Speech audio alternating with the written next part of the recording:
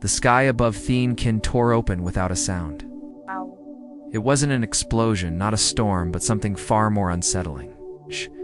A shimmering, jagged line of impossible colors split the clouds, pulsing with an energy that felt ancient and wrong. Below, the city's heart, District 7, lay directly in its path. People on the streets stopped, their daily routines forgotten, as they stared up at the impossible spectacle. It was beautiful, in a terrifying, hypnotic way. From my apartment window in District 4, I had a clear view. I'm Lyria, a quantum physicist. My first thought wasn't fear, but an insatiable professional curiosity. Was it a wormhole? A dimensional bleed? The rift grew, widening like a predatory maw, its edges crackling with silent chromatic lightning. The city's emergency sirens began their mournful wail, a sound that always meant it was too late. Then, the unthinkable happened. The rift descended. It didn't crash or collide. It simply enveloped District 7, the entire urban landscapes, skyscrapers, parks, bustling avenues. Everything was consumed by the shimmering light. For a moment, the district was a silhouette against the cosmic tear, then it was gone. Utterly and completely gone. Where a thriving part of our city had stood moments before, there was now just empty sky, visible through the translucent wound in reality. Panic erupted across Thiên Kính, but a different kind of horror was dawning. I tried calling my colleague, Dr. Aris, who lived in District 7. His number was disconnected, not just unanswered. It was as if the number had never been assigned. I frantically searched my digital contacts, my old yearbooks, my research papers. His name was gone. Wow. Records of him, of everyone I knew from that district, had vanished. It wasn't just that they were missing, they'd been erased from history itself. The official reports were chaotic and contradictory. The government called it a spontaneous atmospheric phenomenon. They cordoned off the area where District 7 used to be, but there was nothing to cordon off. It was a void in our city, a void in our collective memory.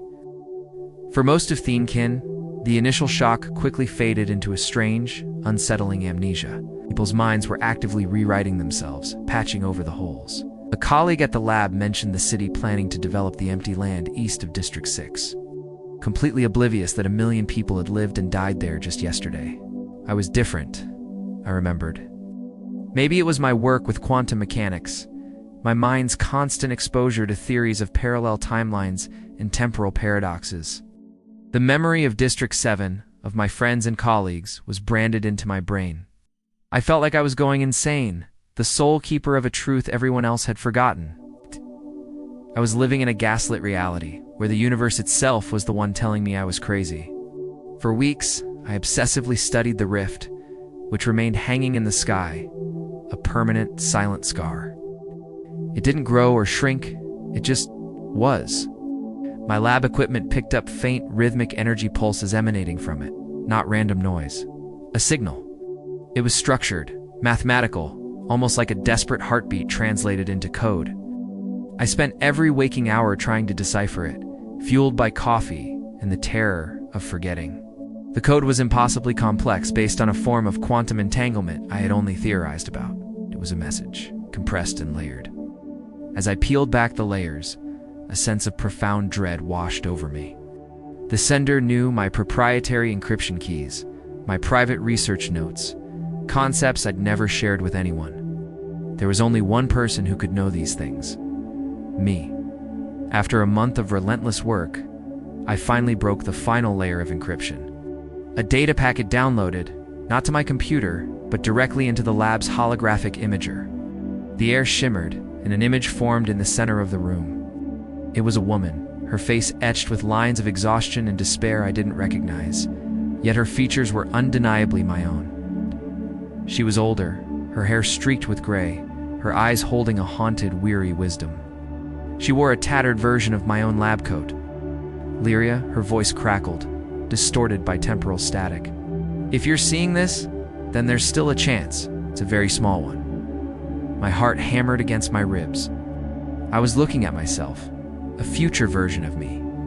I don't have much time, she continued, her holographic form flickering. The timeline I'm in, it's collapsing. The rift you see wasn't an accident.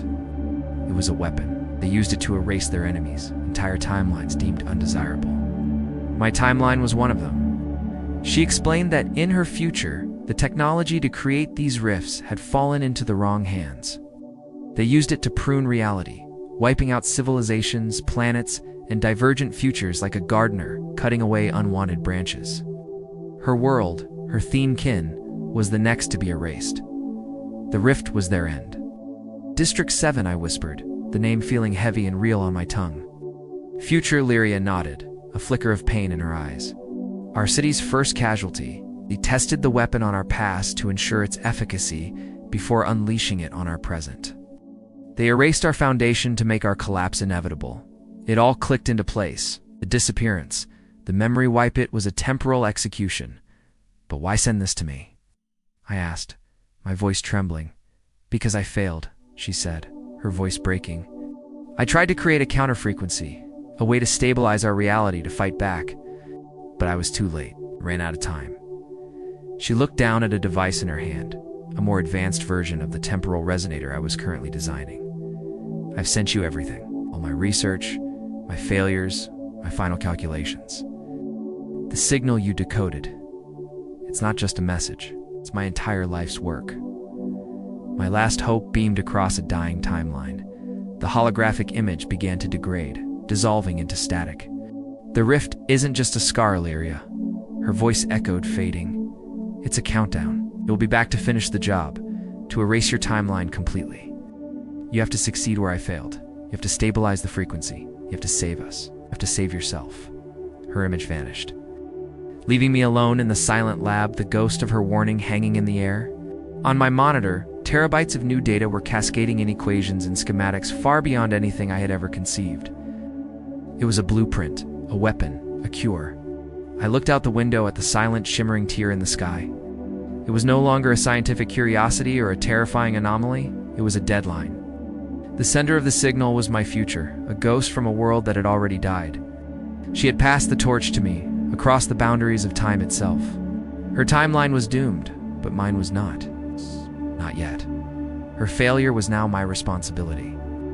Her last hope was now my only mission. The race against time had begun. Thank you for watching. If you're fascinated by tales that bend time and reality, make sure to like this video and subscribe to the channel for more cosmic stories.